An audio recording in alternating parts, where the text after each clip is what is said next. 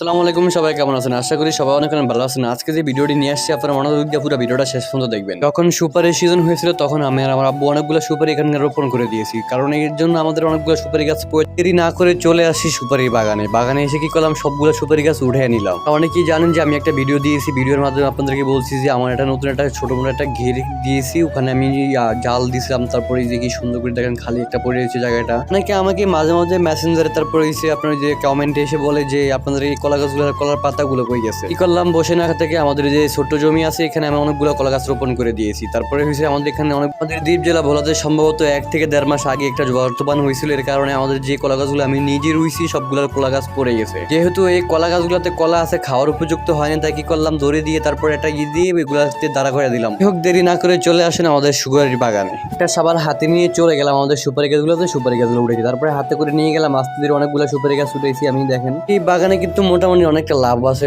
আপনারা এখনই জানতেছেন যে আমাদের দ্বীপ জেলা ভোলাতে কিংবা অন্যান্য জায়গাতে সুপারি এত পরিমাণে দাম, যা মানে বলার